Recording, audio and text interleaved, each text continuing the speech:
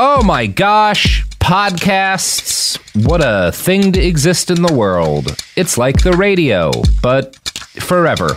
I'm Robert Evans, and this is Behind the Bastards, podcast. Bad people talk about them, yada, yada, yada. You know the drill. Most of you have probably listened before. And if not, this episode will be completely baffling, because today I have my buddies and my favorite podcasters, Dan and Jordan from the podcast Knowledge Fight. Dan! Jordan. Hello. Years ago, many years ago, when my podcast was new and your podcast was like a year old, We're on episode 350. Jesus. We have 400 episodes of Behind the Bastards. It's wild how many you guys put out. It's unhealthy. But we had so we did like I did a 3-parter on Alex Jones, which is how, when I started dropping it, people were like, you need to listen to this podcast, Knowledge Fight. And I did. And so I had you on to do a 4th episode about Alex. And then a couple of years went by and COVID happened. And we have not returned to Alex Jones on my show. But a lot has happened with the man. That is true. And I figured rather than try and write another 2-parter about what's happened to Alex, since I should have you do that, because I'm a lazy man. And also, I think it's fair to say at this point, you know more about Alex Jones than any man alive. And Jordan maybe knows the second most about Alex Jones.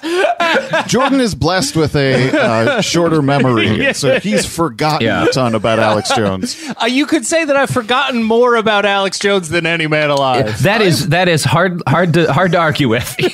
I've now officially been in a room with Alex Jones. And that's very exciting. I would say that probably I know more about him than he does. Yeah. So doesn't feel good. For people who are maybe confused, if you are just jumping in, Dan and Jordan host it used to be like 3 times a week. It still occasionally is, but at least twice a week you'll put out episodes chronicling both Alex's present day adventures, and also you'll go back like 20 years and you'll talk about like what he was doing on dates in like 2002, and you'll go through like whole spiels there. You, because of your unparalleled knowledge of Alex, wound up in contact with the lawyers, some of the lawyers who are representing the people who are suing him for a myriad of terrible things that he has done. I've been in contact with the folks for the Texas Sandy Hook lawsuits, the Mark Bankston and Bill Ogden. And part of that has been you were in the room while Alex was deposed in order to like potentially lend, whatever advice and stuff. Did being in the same physical space as him, did that influence at all kind of your thinking on him, or how? Because, it's got to be to be this deep into somebody's life and then finally be in a room with them. Did that have any kind of impact, I guess, other than just like novelty? Let me say that it was not as much as you might expect. I definitely had it built up in my head of like, the moment he walks in the room, I'm gonna panic attack. Yeah. Like I think I said it like even years ago on the podcast. It's like, if I ever see him in public or see him anywhere, I'm just gonna throw up on sight. I'm just gonna be so overwhelmed. And it wasn't really. It was just sort of like, I liken it to like when I got my first tattoo. Like I thought it was going to be like, this is life changing. And then as soon as I got it, I was like, this isn't that big of a deal. Yeah. And I feel like that was kind of how it was sitting there. But at the same time, it's like, he's now a real person in as much as I have seen him. Yeah. It's a little bit like the inverse of that never meet your heroes idiom, where it's like, every time you meet your heroes, it's going to be disappointing because they're not the larger than life figure. It's like never meet your foils, never meet your enemies, because they're just, it's just an asshole in a room at the end of the day. True.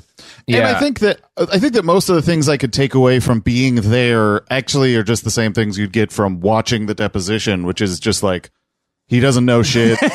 He's making stuff up. He's angry. His body language is different. Congratulations. Yeah. So, I mean, it wasn't as enlightening as maybe I'd hoped. And it wasn't as overwhelming. It's interesting. I think a big part of that is that he didn't recognize you. True. That's the biggest part of that. If he did, he is the best actor ever. Exactly. Yes. Yeah. So Alex Jones just sees some bearded dude in there and is like, this is a new guy. Not thinking like, this guy has devoted his fucking last 5 years of his life to me. That would be weird. Like if somebody did that to me for my shows, I wouldn't know how to handle like talking with them, whether they were positive or negative. I think I would be equally frightened. Like I think someone doing that out of love is just as unsettling as them doing it out of hate. Yes. Yeah. I think I'd probably rather talk to somebody who hated me. Yeah. Because at least I get like that, right? Yeah. But no, You're like the voice in my head. The person who hates me might have some valid criticism. Exactly. Yeah.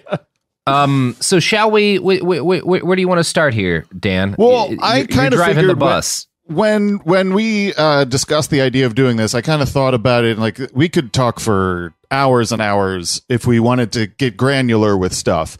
But I figured that since the last time we spoke, the three what feel like the majorist things that have happened have been COVID, obviously, January 6th, and Ukraine. And so I wanted to hit on those topics and sort of get into a little bit of how those were covered on Alex's show. Beautiful. And I've got some clips. Dope. And then I imagine we'll chat about what's been going on in his legal world. Yes. Yeah. Although you guys, I also would push people towards the episodes you've done.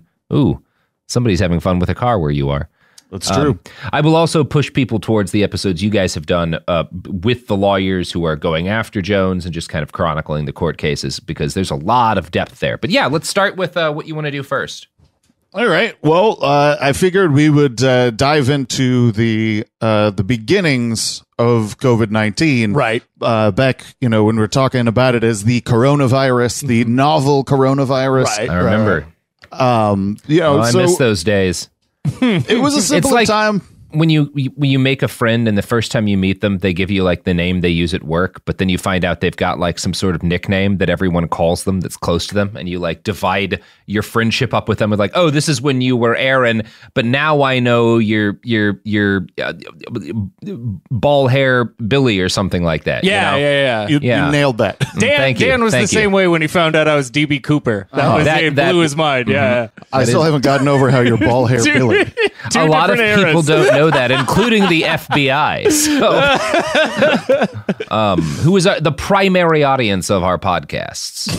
Uh-oh. Yeah, well, You're in trouble. Yeah, that sounds about right. All right, so let's start. So when COVID was just only in China, you remember these early days. One of the things that I think is really, really fascinating to look back on because of how the world is now. Early on, Alex had a very doom and gloom type of take about COVID. Mm-hmm. He'd have Mike Adams come on the show regularly and say that it was over for human civilization. There will only be lone survivors. They're going to be scouring the land like it's Fallout. Yes, trying to find scraps. The cannibalism was going to happen in weeks. Yeah. I'm never, because I remember fondly that period of like y'all covering Mike Adams and covering Alex. It's always fascinated me as things have continued to get so much uglier in the world, how optimistic that is, to think there's a level of stupidity where the world would just fall apart, as opposed to like, we're like Mr. Burns with all of those diseases that are in perfect balance, are stupid as a species and are smart as in such balance that like, even as everything careens towards a nightmare, we'll keep it going. It's like a 1980s Toyota Corolla. That's civilization. Like it's not comfortable or good and it's always failing, but it keeps moving somehow. So your take on it is everyone becomes a cannibal within 15 days is a optimistic bright side. Because that means it's possible for us to fuck this up enough that it ends. And I don't know that it is. Did 28 Days Later end like on an optimistic note, didn't it? It did. I only watched the first movie, which did not. It did. They were in the mountains, and then they put up one of those giant Swiss Family Robinson signs, and then there was a plane that flew over, and they were like, we're going to be safe. And then they learned that zombies could fly planes. Zombies can fly planes! I guess I was saying it's negative because it posits a world in which there are still the British, which is a deeply unsettling future. Yeah. Anyway, you would agree. Alex would agree with you in 2003. He believes that the British are the biggest problem in the world. So also, like early on in the pandemic, you would have Francis Boyle on all the time to make up stuff about the virus being a man-made bioweapon, and these were kind of the main thrusts of a lot of his narratives. And it was really... Sorry. No, I mean, that's just really gotten adopted by a lot of the broader right wing. That's true. That is true. But it has kind of not really... It's been tweaked by Alex in the present. Whereas, like, back then, it was very extreme stuff about the virus. The virus was a man-made bioweapon, and that was what was going to kill you. Whereas now, it's like, well, no, it's a mild thing, but the vaccines are going to kill you. You know, it's shifted. And I think a lot of that is also where the right wing lands. But yeah, the man-made bioweapon stuff, Alex was pretty on the early tip. So most of the stuff he was going on about at that point was really just in service of selling his survival food and his colloidal silver products that he was heavily implying and sometimes even saying could protect you from every virus. Like he wasn't gonna say like this cures COVID and protects you from COVID, but that's a little dangerous. He would say all viruses. Yeah. And that got him in trouble with the... It's amazing. That did get him in trouble. Okay. Yeah. He got a cease and desist letter from the FTC, I believe. I mean, thank God they did something. Yeah. Hey, Letitia James, how about it? You got it, baby. And then Alex started calling her a demon. What are you going to do? Yeah. He had to stop selling his silver toothpaste and go to a charcoal toothpaste that his dad had made. That's a lateral move, I would suggest. Yeah. And so does the charcoal toothpaste do better at the COVID, or did they just get sued out of making the silver toothpaste? He has never mentioned charcoal being a cure for COVID. Oh, that's good. He learned his lesson. So, like, he was really trying to amplify and exaggerate stuff. And so he would take all these opportunities early on to take stories and misrepresent them, like about the death numbers. Like early February 2020, he was going on about this regarding China massively downplaying their death numbers. Coronavirus situation and all these top biological weapons experts and top scientists scanning the virus and saying it's man-made. We've got to get ahead of this. And if you notice the virus numbers, maybe we can punch those back up for a moment while we're waiting for the president. The official World Health Organization says 28,000 confirmed. When I walked in here a few minutes ago, it was 24,000. But the internal Chinese numbers that leaked and were actually published in China by the People's Daily said 24,000 dead yesterday. So what we think they're doing is they're just putting the number of dead as the number of infected. Think about it. Think about that. Yeah, that would be something. It would be if he wasn't just sort of misrepresenting a meme that he had seen of some accidental misprint. But yeah, so he was really trying to accelerate and increase the fear surrounding the virus because that was what was best for business at the time. It was only over in China. There weren't cases being reported here. And so Alex was able to go all over the place at the beginning of 2020. And he had to because there was no real way to tell how it was going to land. And so he needed to get started building a lot of things, like a lot of irons in the fire. He was big on the Wuhan lab leak theory early, but he was actually more convinced that the virus was made in a Canadian National Microbiology Lab in Winnipeg. And then it was sent to Wuhan, where it was released. I feel like there's probably a similar situation with like bioweapons in movies, where if you make one in Canada, you get a bunch of tax breaks. So yeah, that completely scans to me. I imagine you would make your bioweapons in the same places you make X-Files for similar reasons. And now that we know about Trudeau being a tyrant, of course. Yeah, absolutely. Obviously his main goal with the COVID bioweapon that he created was to once again burn down the White House, restoring Canada to its former glory. Mm-hmm. This is classic Trudeau. Classic Trudeau. They've always been the enemy. I think we can all agree on that. That's why we hired Garrison. In order to, you got to keep your enemies close. Obviously, smart. Yeah. So they're the MacBook. Sorry, I was going to make an Independence Day joke. So the other thing too that Alex did that was really fun was that he got into for a couple of days the Umbrella Corporation conspiracy theory. That's right. There was remember that the logo of the guys from fucking Resident Evil. Resident Evil. Yeah. Okay. Their He thinks logo they're was real? similar.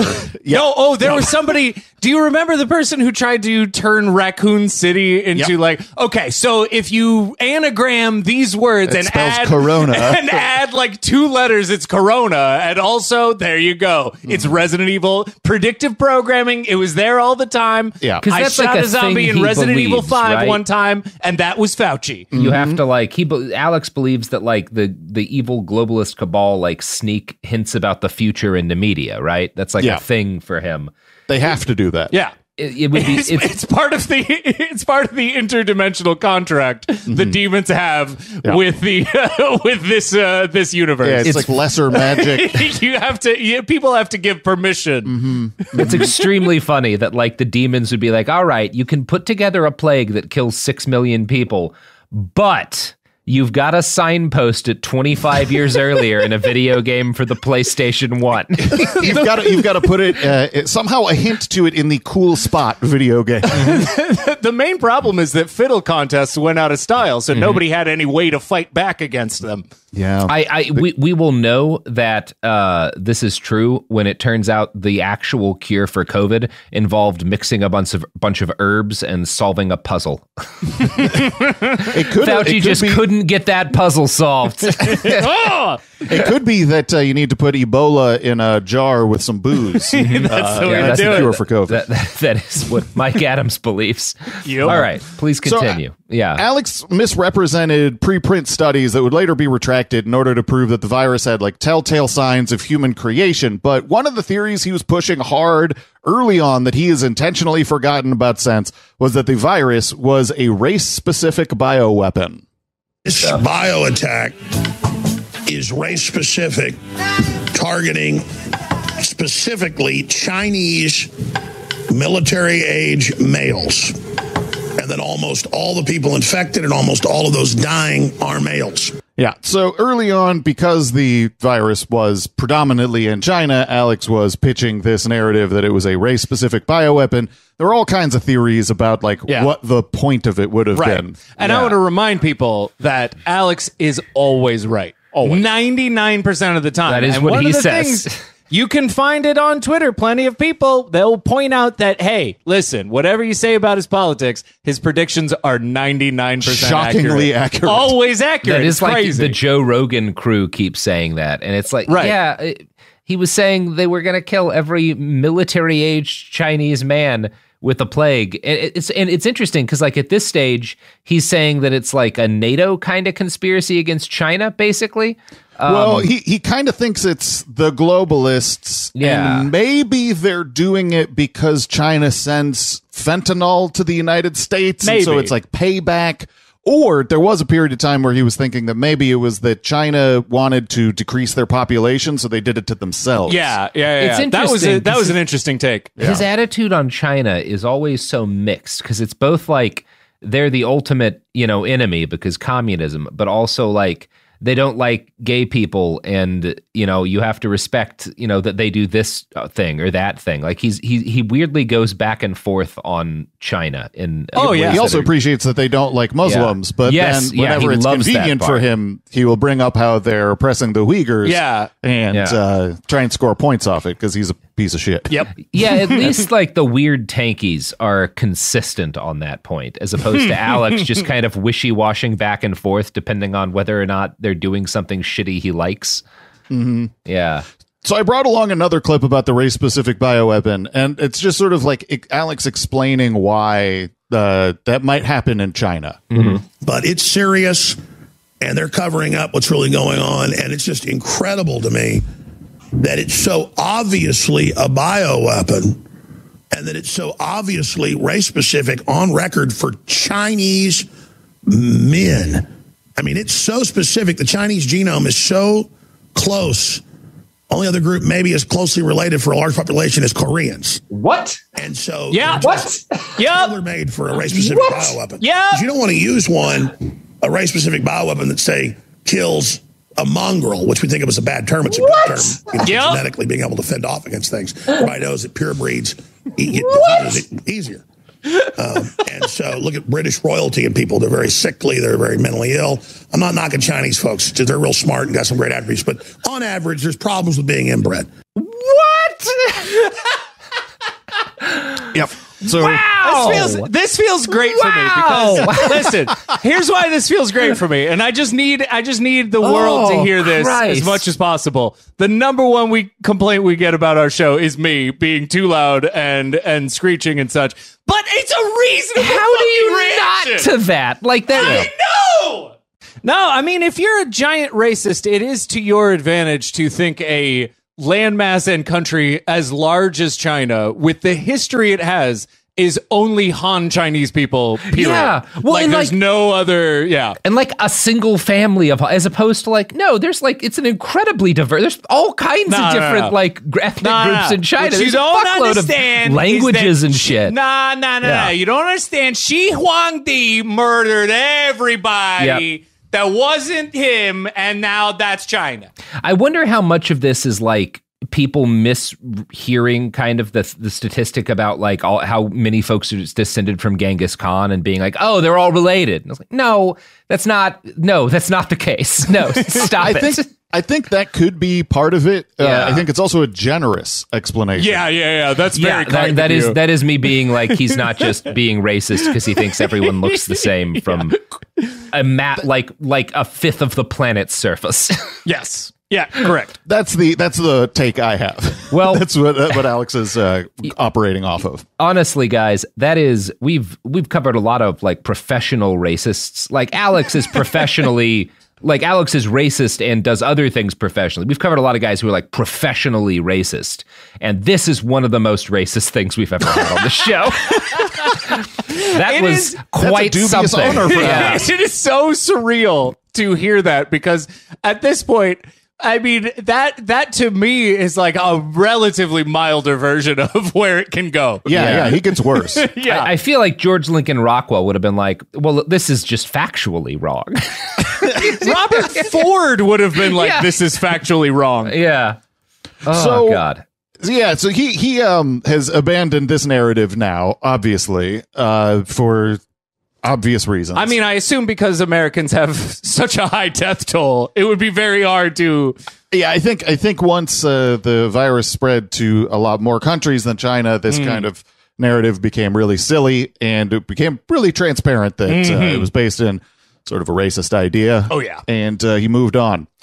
But early on, there were a number of things that I think were really funny that I have to bring to the attention of a wider audience. And one of them is that early on, Alex had read a headline. He'd misread a headline about Fauci. And he thought that Fauci was on his team, and like he was Trump's science guy, and he was going to be helping expose the COVID conspiracies. And so here's what Alex said on February 8th about Fauci. Now let's look at the facts. The president, through his medical spokesperson, who's very respected, made a lot of calls about Fauci in the last few months. I knew who he was, and they say he's very respected, a quote, legend. He's a legend. He's a legend. Wow. And that's so that's Steve Pachinik, right? Went to Cornell at the same time as Dr. Fauci. There's a good chance. Yeah, there's a good chance that that's the influence who's telling Alex he's great. For folks who don't know, Steve Pachinik is a former State Department guy who probably helped assassinate the former president of Italy, Aldo Moro. Well, he was the president. Yes, he absolutely did. He 100% did. He definitely helped kill the Italian president. It is of all the things that he has made up, which are legion. Yeah. The one thing that is true is he did help kill the president of Italy. And now Aldo Moro he is retired. May be alive. And he mostly, yes, exactly. He mostly seems to lie about things in order to push a variety of confusing agendas on InfoWars and elsewhere. Yes. And he's behind so many of Alex's really troubling conspiracies. Like, he was deeply involved in the Sandy Hook stuff. He ended up having a fight with Alex because he was insisting that the Las Vegas shooting never happened. And then eventually the 2020 election was where their relationship really took a turn for the worse, because he was insisting that he and his buddies had watermarked every ballot. Alex, North Korea. No. And so that was too much. And so Steve is kind of gone for now. But yeah, Alex thought that Fauci was a legend and he was going to be like on the Patriots side, and now they want to hang him in the streets. Beautiful. So, it's always nice to, that's one of the big values of your show, is just pointing out consistently, like, there's nothing consistent about the factual claims that Alex makes. Like, he's comprehensively a liar and a fabulist, and it's all documented using nothing but his own show. Yeah. Yeah, the most important thing is expedience. Mm. Nothing else. What's useful and quick. Exactly.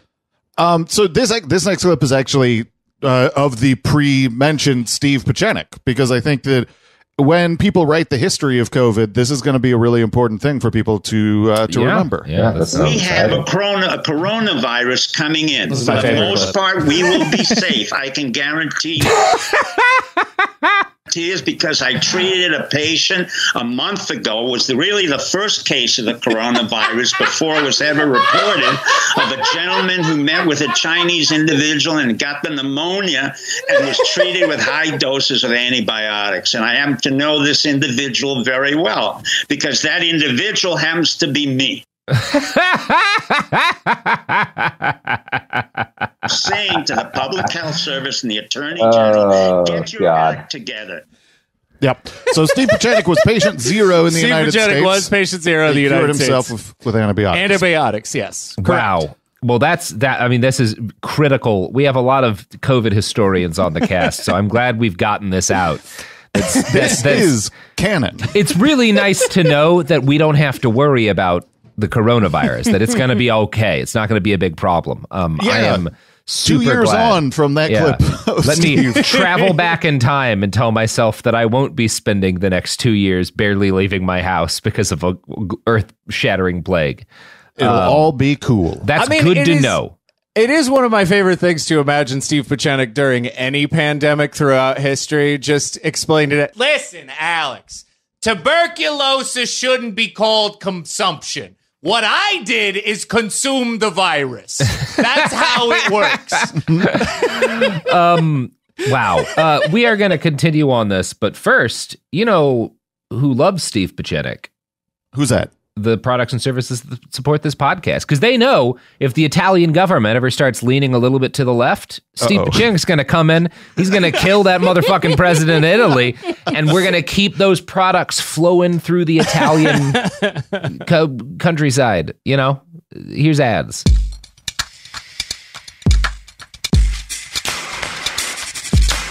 We're back.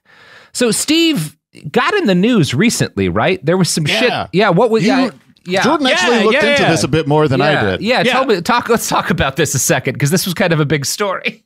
So Clarence Thomas's wife, Ginny Thomas, during the overthrow of the United States government, when she was doing a little bit of light treason involved with that. She was texting a Supreme Court justice of the United States. Steve Pieczenik thoughts, without question. And it was, And it was about the watermark ballots, It was right? absolutely about the watermark ballots being a perhaps legitimate way to just invalidate the entire election. They had it all on blockchain. Absolutely. Then shortly after that, it seems that Clarence Thomas was the only person who was like, overthrowing the government is fine, right? Wow. Everybody's cool with that.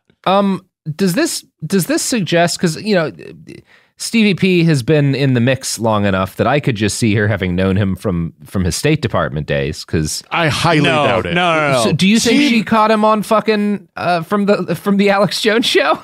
I think his name rings out in conspiracy communities. Like, I think that because of his importance on Alex's show and the way that Alex basically fraudulently allowed him to make up whatever credentials he wanted. Yeah. He became pretty big within a subsection of the conspiracy world. So he has his own kind of sphere of influence that she probably found him through. Okay. And I think a lot of Q people are kind of gravitate towards him. Also, Steve Pieczenik, despite the fact that Tom Clancy wrote the first Jack Ryan novel several years before their partnership began, insists that Jack Ryan is based entirely upon his life. That sounds right. He did. That's also a weird thing about Steve, is he had a partnership with Tom Clancy for a period of time. For the Net Force novel. Yeah, the Net Force novels. For not necessarily a young adult franchise, but they also basically were such. ghost written by somebody else. That's Tom almost as Clancy accurate. hasn't written a novel for 40 years. Let's just be real about that. The Net Force stories were nearly as accurate as Shatner's Tech War novels,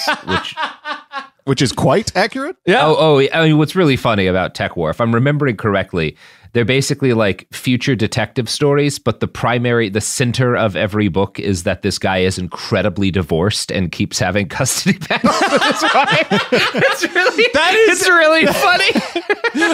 What's great about that is that is almost borderline similar to Isaac Asimov's The Caves of Steel novels. You love to see it. Just nothing like a divorced dude writing a book.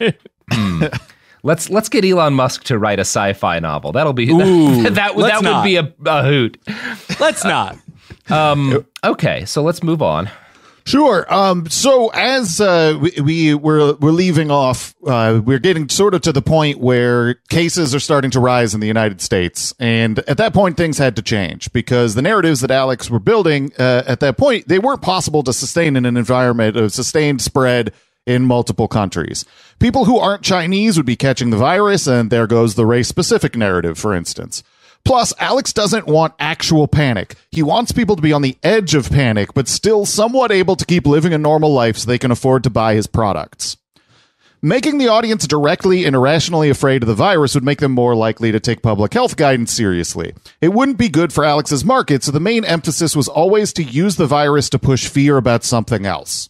The virus was meant for the globalists to push forced vaccinations. People wearing masks was to train people for the coming martial law. Social distancing was to force people to vote remotely, which would allow Democrats to steal the 2020 election.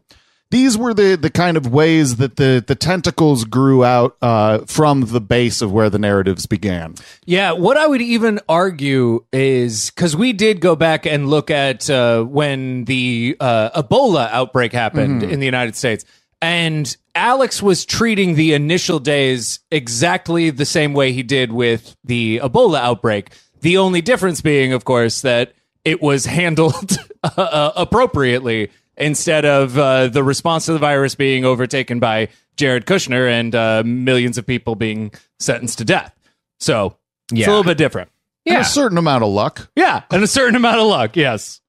So there was even a point. Sorry, I couldn't tell if we had frozen. That was no. I was just in agreement, but did not have anything to add at the particular moment. Yeah. So there was actually even a point we brought up Mike Adams, the health ranger, earlier. There was actually a point where he was trying to pitch the idea that terrorists had infected the United States because they would get more virgins after they die if they infected a city. And here is him being a complete asshole. I don't know how many virgins these Islamic terrorists get for blowing themselves up, but there's probably bonus virgins out there if they infect all of New York City or something with this virus. I don't know how their virginomics system works. But, oh my God. You know, they're insane and they think they're going to. So, yeah, he's a pile of shit. I hate to admit this, but I feel like this is a safe place.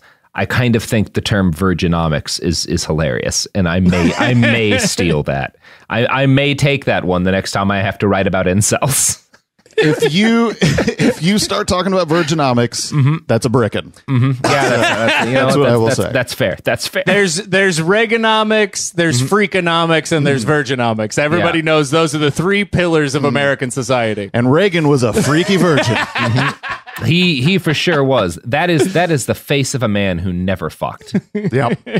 Nancy told him it wasn't real.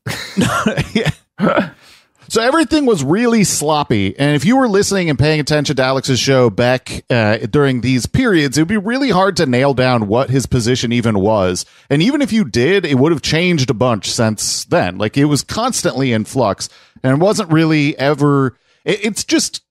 You know, it's become whatever the right-wing thing du jour is. Yeah, like, Ivermectin is really huge. Hydroxychloroquine, all of these things. Every single thing that you see just getting traction in the right-wing media world is going to be something Alex is going to flirt with for a while. And then if he likes it and it works, then he'll incorporate it. Yeah, it's almost like...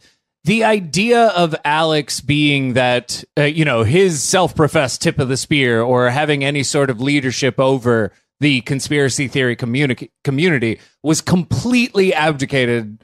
I mean, and he's only been following since then.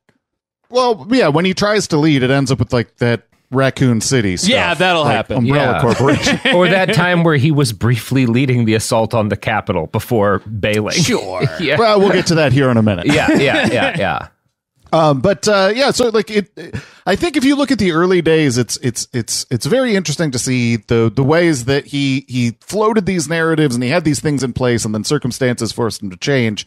But there is one thing that I will always be thankful for, and it is this clip of Alex really just getting some deep insight from a caller about ways that you can keep yourself safe from COVID. Like my brother told me, I don't know where he got this from or thought of it, but he said, just remember, don't pop any bubble wrap because all that air comes from China. Oh, my God. Another good point. Another good point.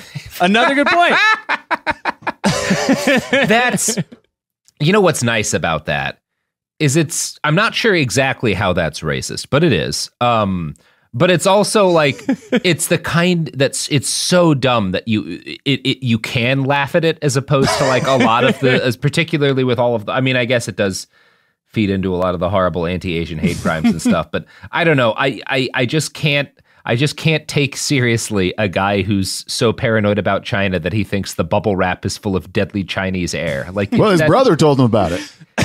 That is the kind of, and there have to have been, he doesn't say this, but that conversation didn't happen without the aid of 20 to 50 Keystones. Right, like that was like enough. The bulk of a truck bed in Keystone Light is like what. Oh, do you mean just enough to give you a buzz? Yeah, just enough, to get you on the back of the ATV where you and 2 generations of your family die. God bless America. I kind of felt like he might have been an ice guy. Keystone Ice likes to take it up a notch. Yeah, that's that classier. Yeah. So one of the things that I thought about when we were talking about doing this episode and checking back in was I didn't want to track too much of like where things went after the kind of a little bit of the immediacy, because then we'd kind of be here all day. Yeah. And so, that's kind of a picture of a bit of Alex's coverage of the coronavirus. Yeah. And in a lot of ways, where it went is where everybody else went. True. Yeah, so you already know where it went. You've probably heard a lot of things. You probably haven't heard about the race-specific bioweapon theories. There's that. And that nonsense. Yeah. God. Awesome. So let's jump to January 6th then. If you mentioned Alex briefly leading the charge. Yeah. I mean, leading is maybe a little bit strong of a word, but it's certainly like at the head of a crowd and then realizing that he was at the head of a crowd that was about to commit crimes and panicking.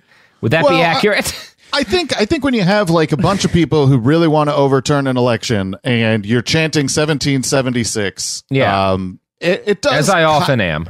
Ladies and gentlemen, I've just realized that I am going to be liable for whatever happens immediately after this, so we need to leave this space entirely. This is a classic whoops. Yeah, I will be in trouble, and you guys will be fine, and that is a problem. Yeah.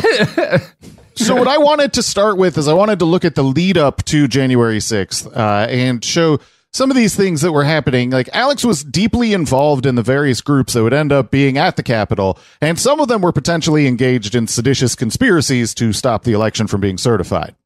In November 2020, Alex sent Owen Schroyer on a barnstorming tour up the East Coast, stopping at a string of poorly attended Stop the Steal rallies, ultimately culminating in the original rally in D.C., the one that was prior to the January 6th rally. At that point, it was abundantly clear that Alex's position was that the election had definitively been stolen by Biden, and so stealing it back was an appropriate act. They stole this bigger than Dallas in front of everybody. But hey, if you catch somebody in your house with the safe, or in your house with the computers, or in your house with the silverware and the family heirlooms, you have a right to take it back? Damn right you do. And so they are panicking. They're saying have a coup against Trump all over the news. They're saying he's insane, he's crazy, because he's not going to let them have this 5th attempted coup against us separately. You've got my commitment to burn the candle at both ends here, ladies and gentlemen. And we're fighting hard here. We need your financial support at InfoWarsStore.com. Bringing a caravan up here and flying here with the crew and all. We love you. We appreciate you. InfoWarsStore.com. That's how an ad pivot is done, Robert. God damn. I mean, what is this? What is this? Products and services. Listen. You got to overthrow the country and you got to buy my shit. That's how simple it is. I got to give the man credit. There's things he's good at as a broadcaster, and that was a masterful ad pivot. He's good at saying briefly, yeah, and then shifting entirely over to sales. But if only he used his powers for good, he could have moved a lot of dick pills. That's true. Well, he did. Yeah, that's true. The Rob Dew's wife has given us the. We have a tough report from Rob Dew's wife. So you have the mentality there that the election is stolen and that it's ethical to steal it back. Yep. Which, I mean, this is November, so these ideas are kind of percolating up a little bit. That you hear that basic logic all over the right today, where the reason they accuse the left of having stolen the election is that it's cover to steal the next one. Mm-hmm. Yeah. And so at that time, though, when Alex was going to the rally in D.C., I think that he expected it to go worse than it did. I kind of suspect that he thought that original Stop the Steal rally might have turned out like the January 6th rally did. And it ended up being kind of mild, although a couple of people did get stabbed. So I mean, it was ugly in the streets, but it was not like a threat to the continuance of the democratic traditions of the country, I guess. It was like a giant, ugly street fight. In the sheets. Yeah. But I think that Alex was thinking it was going to be much huger. And so in the lead up, he was doing a lot of like real doom talk like this. I've thought about doing this broadcast for 26 plus years. You always think about what could be your last broadcast. I'm not saying this is my last broadcast, but I need to just let you know, I need to explain something to you. That I don't exaggerate any of this, okay? Most of the time, it's worse than I'm telling you. And this could be our last broadcast. Next week could be. But the zone we're in right now, the internet kill switch they've got, they can hit telecommunications as well. And we're in the prime zone for them to assassinate Trump, set a nuke off, anything. Anything. So a lot of that fear talk is, surrounding that original DC Stop the Steal rally that didn't culminate the way he was prepping. Yeah. It's he definitely, how many times would you say he has said this may be my last show? So many. Is it more than you have fingers and toes? Yes. How many days are there in 20 years? Well, it's not all of those. Well, let's see. If I'm remembering my education, which was entirely one song from the movie or from the play Rent. Let's see, how many minutes? 525,000. 25,000. Yeah, 600 minutes. Now, how do you turn that into days? I don't know. Whatever. How do you measure Alex's bullshit? Yeah. How do you solve a problem like Alex? We got to hook DJ Danarchy, who does your theme song, up with my buddy Prop and put together a cover of 525,600 bullshit. I can't count that high. So, there was a lot of excitement that got built off the original Stop the Steal DC rally, and there were these other rallies that were going on at state capitals around the country, but there was no real progress being made on overturning the election, so it was necessary to do it again in DC, but bigger, and thus plans for January 6th started to form more solidly. Alex's involvement in the events of that day are kind of less interesting to me than the way he engaged with the lead up to the rally and the way that everything was covered by his employees and himself. In the lead up to the rally, Ali Alexander was a constant fixture on Alex's show, promoting the Stop the Steal rallies and tying election denial with extremist Christianity. Stuart Rhodes was a regular guest, discussing how Trump needed to declare an emergency so he could bring in martial law and deputize the Oath Keepers as his personal militia. More shockingly, perhaps, was that Matt Bracken, who's a weirdo, he was discussing the actual January 6th rally when he was hosting the 4th hour of Alex's show on January 31st, 2020, and he said this. That we're not going to be saved by anybody above us. We're going to only be saved by millions of Americans moving to Washington occupying the entire area, if necessary, storming right into the Capitol. You know, we know the rules of engagement. If you have enough people, you can push down any kind of a fence or a wall. But if not enough patriots show up, then we're just going to watch our freedom go down the drain. Yeah. So that is one of those things that sounds really bad in hindsight when those things actually do happen. Yeah, they do. And I mean, he's also, because what he's physically describing, it has shades of Jan 6. It also sounds a lot like what happened in Canada earlier this year, you know? Like, especially because what they didn't do they didn't actually shut down the city on J6. Right. But that is what happened with, like, the caravan, where they're like, we're just going to flood this area and make it impossible for, like, life to exist normally in this major city. Well, that was part of the conversation that was happening around January 6th in these communities. Like that same day on December 31st, Alex was taking calls and somebody called in and was like, hey, can we get all the people who have boats to block up the Potomac? Yeah. Can we seize the Potomac so we can aid in our occupation of DC? Yeah. And one of the things about that blockade is, like, I think it could be argued that if they had coherent, achievable goals, they may have gotten them. Yeah, you know, like if it was clearly an effective circumstance, and if they could have negotiated their way into something, they could have gotten something. But the fact that none of them had any idea what exactly it was that they were doing in the first place kind of really hampered that kind of idea of negotiations. Yeah, I mean, it makes sense because, like, you it's easy to get a bunch of motherfuckers who are angry and want to feel and want to feel like revolutionaries and are willing to, like, park their fucking trucks downtown, especially if there's, like, clout in it and potentially raising money and shit. It's harder to get that same group of motherfuckers to all agree on what should be done, because a significant portion of the people who are going to come and camp out in a capital for weeks to disrupt business aren't just going to want, like, an end to mask mandates. They're going to want to be allowed to mail each other raw milk. Like, I also want to be allowed to marry my 16-year-old. Wait, what? Why is nobody my Jordan, friend here? As someone raised in an evangelical Christian cult, you know damn well it's legal to marry 16-year-olds in this country. I do. Okay, fine. I don't know about Canada's rules.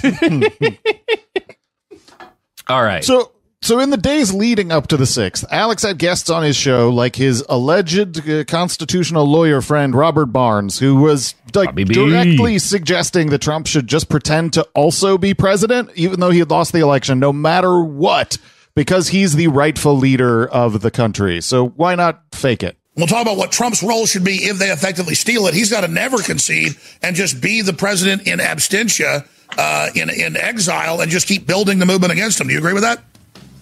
Oh, no doubt about it. And it needs to be there's been too much focus at the top. Hugh always focuses on the top. We need to focus. This needs to be a bottom-up revolution if it's going to work. Yeah, so they just have a second president. Right. That's fun. Yeah, it's like sense. The Dark Pope. Because I mean, for one thing, having a first president works out so good. You got to have double them up, have them fight. Yeah, that actually sounds kind of funny. Yeah, the problem that Lincoln had is he wasn't really willing to co-govern with Jefferson Davis. That was the main issue, and that's why they had to start the whole war. We all know that the last season of Game of Thrones was disappointing. We don't want a repeat of that. Oh, okay. No Game of Thrones. I mean, look, I happen to like it when everybody's unhappy, which is why I liked Game of Thrones in the first place, is that it kept making my friends sad. So I was really happy with the ending because everybody was miserable. Fair enough. Okay. Yeah. So on January 5th, Alex was in D.C., and he ended up giving a fiery speech at a rally there that might sound a little bit unfortunate in hindsight. Tomorrow is a great day. We don't quietly take the election fraud. We don't quietly take the scam and believe their BS. We've seen the evidence. Oof. The system has had to desperately engage in this gambit to maintain control, but this will be their Waterloo. This will be their destruction. He sounds like shit. Yeah, what the fuck? Is he just like been drinking so much? I think he's wasted. Oh, yeah, he sounds like he sounds like smashed.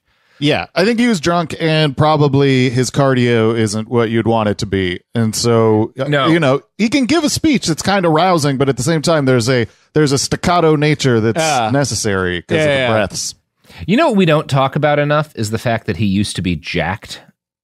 I talk about it all the time. I did don't know not if I talk could about it disagree enough. with a human being more. Do you know what we don't talk about too much? Any of that? Like, what are you talking about? It's just there's some people that I never That's like get used saying, to it. oh man, Goebbels used to be fucking hot. Like, you don't even get it, dude. I've done a number of episodes about how hot Goebbels was, but that's a side of the point. No, it's like there's a couple of people for like Alex Jones, just like thinking back to him being a bodybuilder is weird, and then there's fucking Keith David.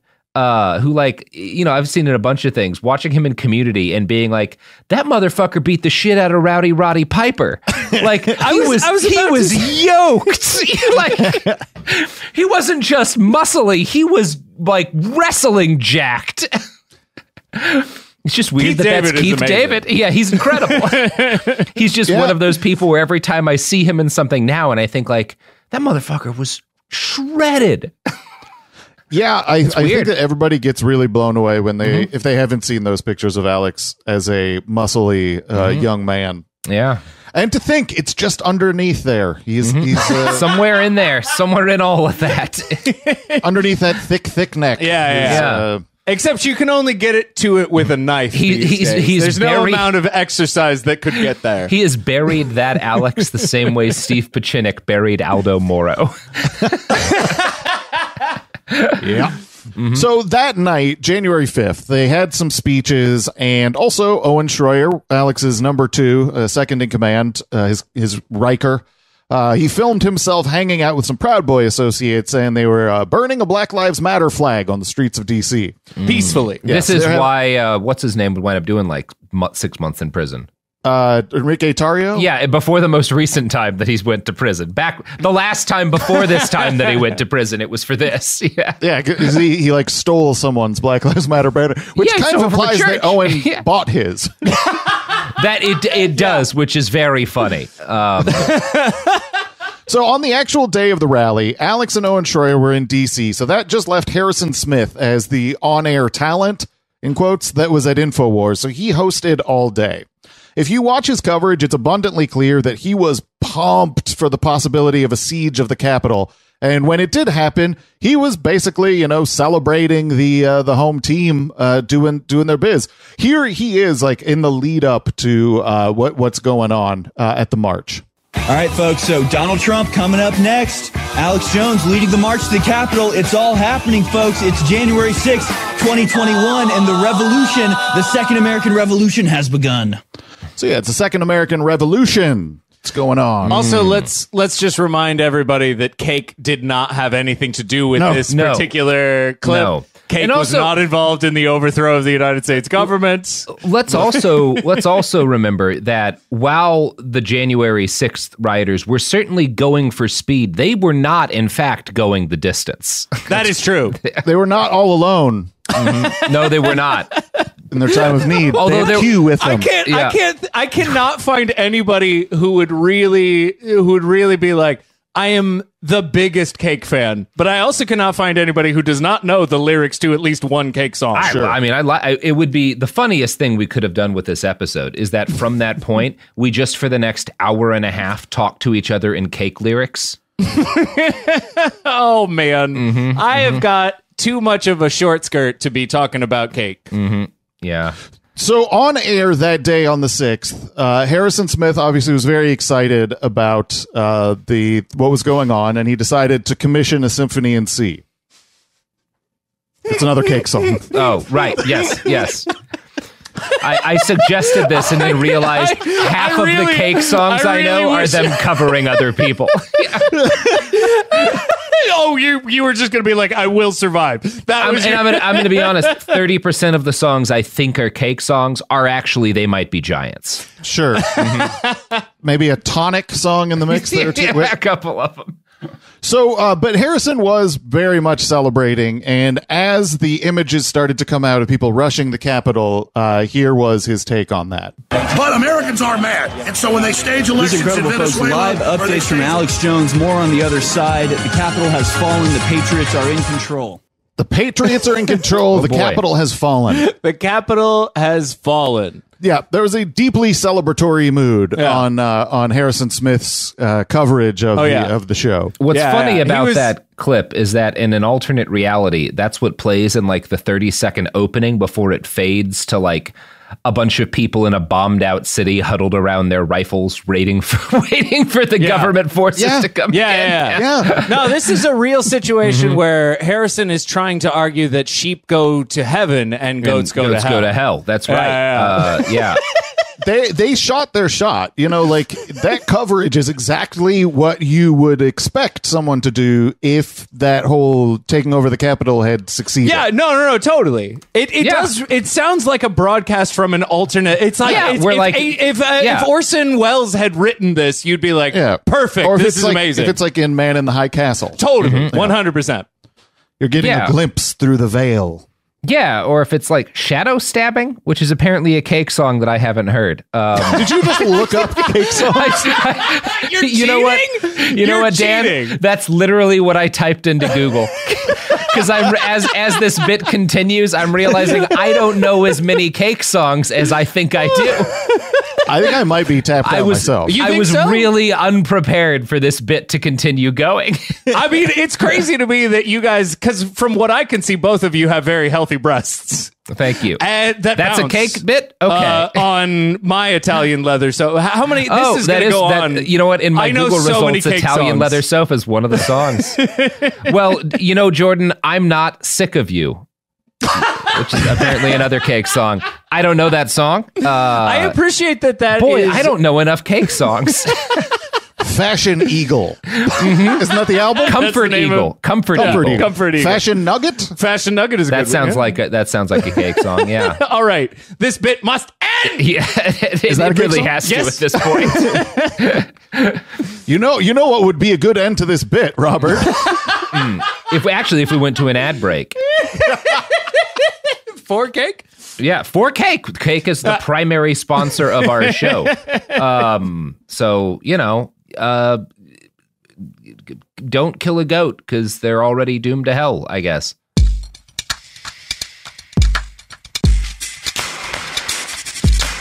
Okay, we're back, and better than ever. All right, let's keep this cakeless thing without cake. Yeah. Continue sans cake. So before the break, we were hearing the Harrison Smith celebratory coverage of the 6th as it was going down. But once Alex was able to get to a phone, he immediately changed the narrative, and the celebration has not been seen since. From that point on, it was a false flag. You better believe it was a damn false flag. The globalists tricked some Q people and some Antifa people dressed like Trump supporters to go into the Capitol so they could start rounding up the patriots like Alex. As more information came out, Alex had to adjust the narrative a little, but as a whole, it's basically just the core of his story, and everything else has been rationalizations from that point on. And his narratives have gotten quite boring. For the most part, nothing will live up to the day of when the Capitol has fallen. That's a quote that really would go down in infamy had it happened. Mm-hmm. It's like, because if it had happened, Harrison Smith would have been the first person to call it, and he would have been the host on the absolutely a separatist. Fox News wasn't even hey, this is a great move. You know, like it's just Harrison Smith. Yeah. No, I'm sure there were people at Fox News, but I'm sure those people were tackled by lawyers before they could put anything on the air. Absolutely. 100%. Yeah. So it remains to be seen exactly how involved Alex was, intentionally or accidentally, with the people who are making active plans to do what they did on the 6th. So I think it's best to reserve judgment on that question. but the overwhelming level of connections between bad actors who were up to no good that day really seems suspicious. But I think it's equally likely that Alex knew what they were up to and that he had no idea. It seems plausible to me that he would act exactly the same way regardless of whether he knew he was mixed up in a seditious conspiracy or not. Yep. He would just... he's kind of in seditious conspiracy mode against the government at all times. So right. He doesn't need to know. It's just any time that a seditious conspiracy is happening, it is concurrent with Alex also saying that a seditious conspiracy should be happening. You know? Yeah. It could be coincidence. Yeah. Well, I mean, it's always coincidence. So now Alex has Nick Fuentes on his channel, although, you know, his band.video website, but I think it's actually not that important now because Nick Fuentes has his own site. But he still associates with Nick. And Nick loves January 6th. He sounds like Harrison on January 6th. Yeah. Now. Yeah. To this day. Absolutely. Nick Fuentes, now a contributor to Russia Today, who had him on to talk about Russophobia. Really? Yeah. Makes sense. Yeah. He's been on RT recently.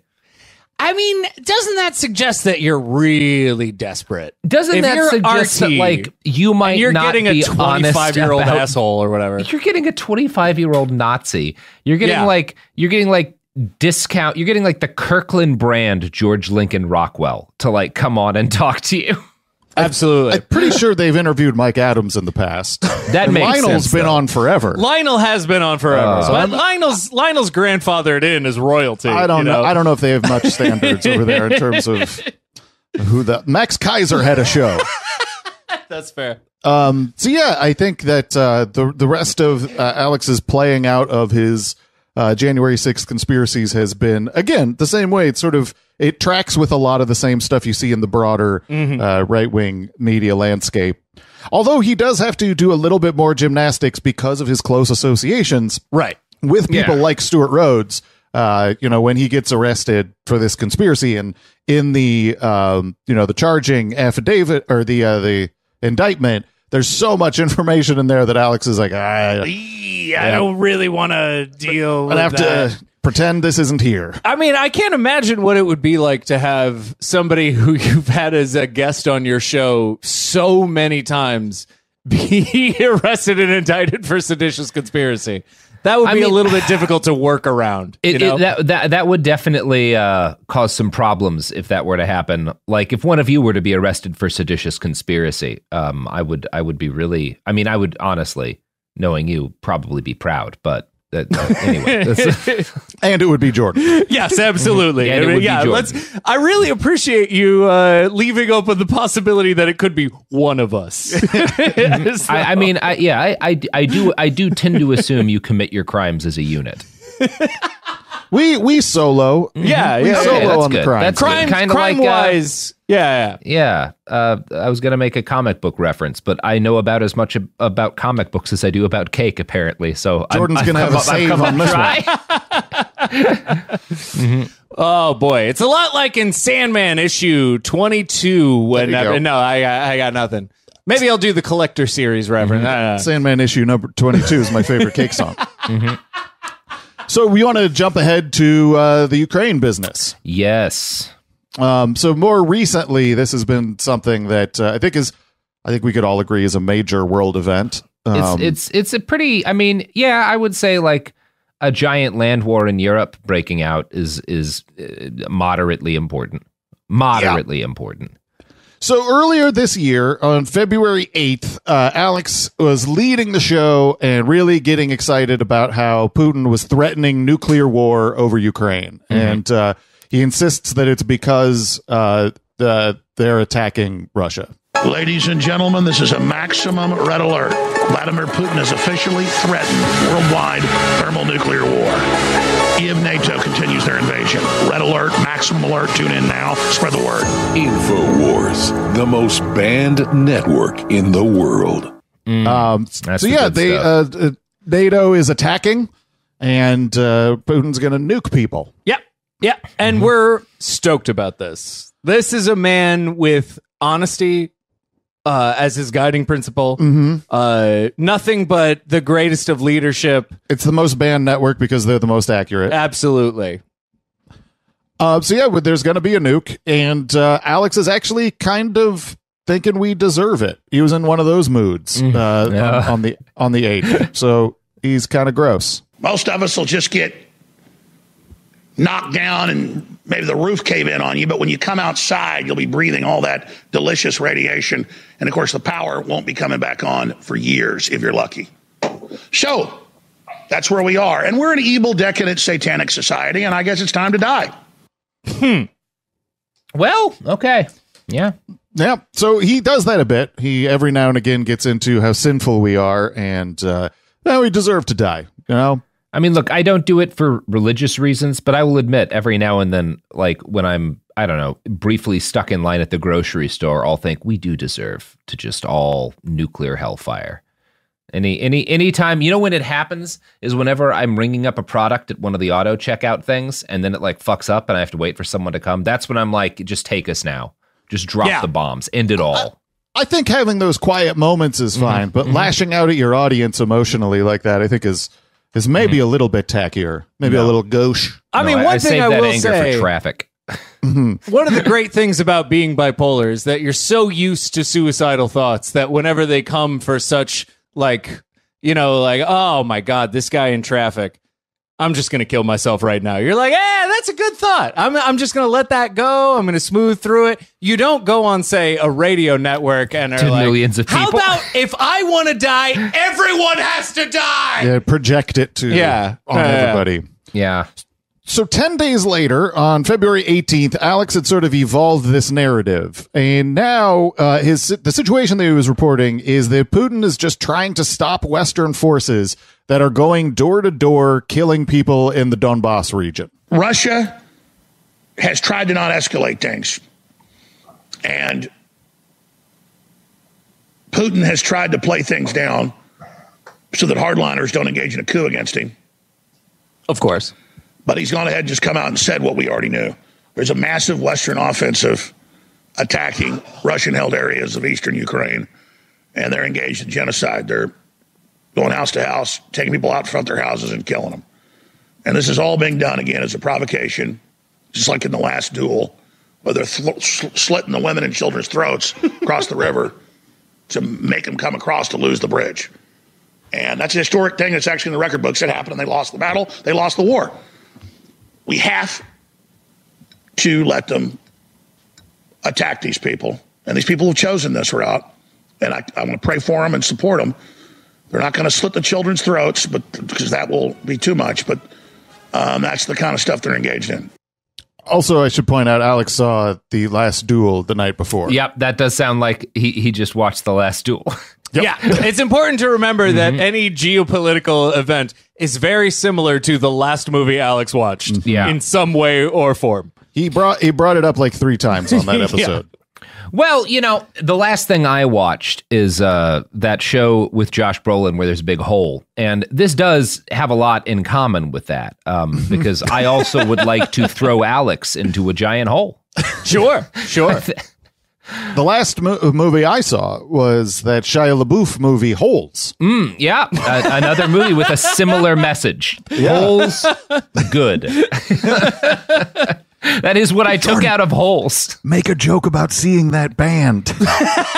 Which band? Hole. What? Hole? The band?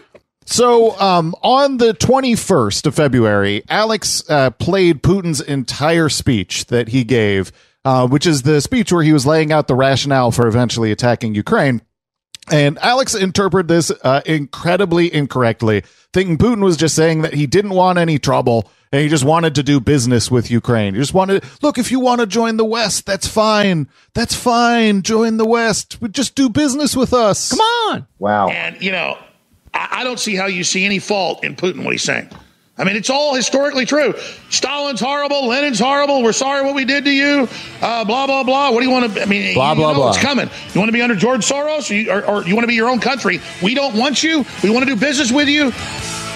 Just please don't go to war with us. I mean, and to hear somebody actually tell the truth from that level is powerful because the truth is powerful and the truth lives at InfoWars. Wow. That one... that one aged real good. It's rare that you get a take, and then like 3 hours later, the opposite happens. Like, he doesn't want to take over Ukraine. Oh, now he is actively invading the capital of Ukraine. And the sort of irony of the end, like the truth lives at InfoWars over like a sick guitar lick. Yeah. It was pretty sick guitar lick. A This Is Your Life career retrospective would definitely try to avoid adding that clip in there. It would probably be seen as cruel. Not a good way to go. So as you brought up, Robert, it was almost immediate, like very quickly after this. So quickly. He gave that speech, and within hours, he was shelling Kyiv. Well, no, that was actually the speech before. This is Alex is responding to the speech before. Yeah, that's the 21st, though. So it was like a day, less than a day later. I believe so, yes. Yeah. So on the 24th, Alex had been proven wrong, obviously. Russia had invaded. And he had a number of really, really bad angles that he took on it. First, here's Alex with a bad prediction. Putin's troops raise Russian flag in Ukraine as Z-tanks, which have come from the east, and O-tanks that come from Belarus enter deeper into the nation. And there is no real resistance, because just like the U.S. bought off the Iraqi leadership in Gulf War I and Gulf War II, 90+% of their generals, you see that Putin has already done his work and has already paid off the Ukrainian military. And that's why the Russians know they can roll right in and face almost no resistance. Because that's how real war is done. So another one that aged well. Alex. Let's remind you. Real war is done by purchasing the generals in advance of any sort of invasion. I mean, it seems like that might have worked better for you, for Russia, than what happened, which is like half of the generals that they had in the East have now been killed in 55 days of fighting. But again, Alex is almost always right. He is. It's incredible how accurately he predicted the fact that Ukraine would not put up a fight. There's prediction, and that's also analysis. You know what I'm saying? Oh, totally. Like, it's not even just like looking into the future. It's like, this is the world, man. No, he was this so is how the world right. works. Yeah, and that's why thousands upon thousands of Russian mothers are getting letters that say, your kid is fine. Everything's good with your son. It's good times. So Alex had another really bad prediction, if you want to hear. Yes. You want to hear? Oh, I want to hear. Okay. But that's why you're not seeing any real Ukrainian resistance, because it was all for show. And the comedian Hollywood president was a double agent the whole time. Oh, yeah. That's what all the smart money is on. That's what all the experts I know, and I'm an expert myself. All of them. No. And so, expert. Fighting a war he already won before he pulled the trigger. Cut to the capital. Cut to the flagship of the Black Sea Fleet sinking with a piece of the true cross on it. Yeah.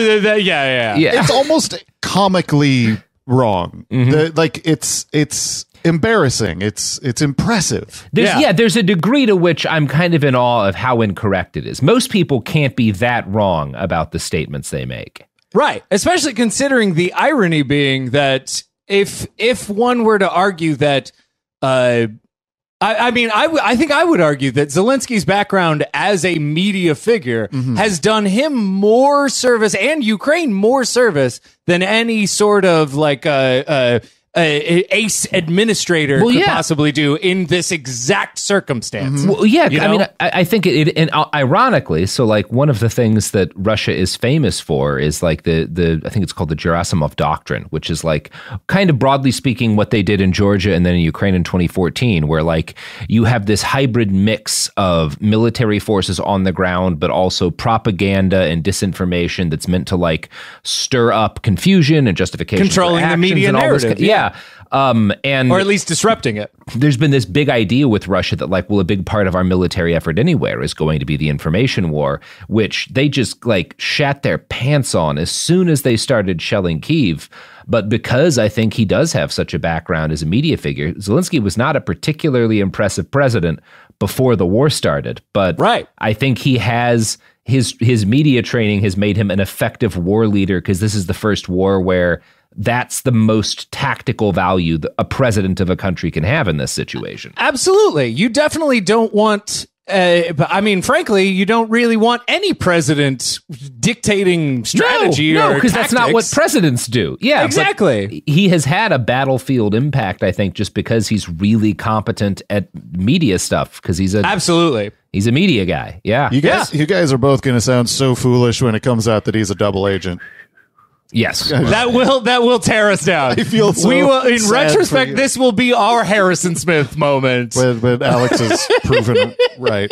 If that happens, I will accept my crow and I will eat it publicly. Yeah. So I have one more clip of a bad prediction from Alex if you'd like to hear it. Oh, I yes, would. absolutely. Okay. I mean, look at this Reuters article that's out right now. Or is that Bloomberg? Putin calls on Ukrainian military to seize power to better negotiate with Russia, because he knows it's a bunch of globalist factions in there and a bunch of former presidents jockeying for control. He's like, listen, I'll negotiate with the military, which is a very smart move. I would expect this to be over in 48 hours. What do you think? So that was on February 25th. Going to be over in today? 48 hours. What day is today?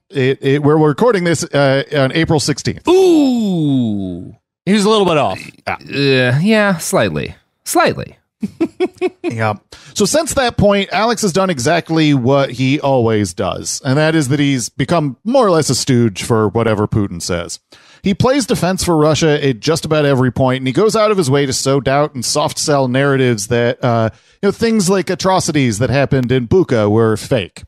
This is part of Alex's consistent playbook, and it's exactly what he's done with all kinds of stories. Every time there's something like related to Syria, it's the exact same thing. Yeah, and he's had on like major war crimes denialists in Syria, like Partisan Girl and stuff on his show. Of course. Yeah. And he's really tried hard to thread a needle that you would kind of associate with somebody who's not a Holocaust denier. It's like, oh, no, I know the Holocaust happened. But they're lying about how it happened. They're lying about all this stuff. So, yes, you're a Holocaust denier, but you're trying to act like you're able to both be, no, they're all lying to you. He hangs out with quite a few Holocaust deniers. Exactly. He does. And also, this is something that just came up. You guys brought up a fellow in one of your most recent episodes in the past, like 2003, that Alex was quoting, a guy named Scott Ritter, who was a former UN weapons inspector. Yeah.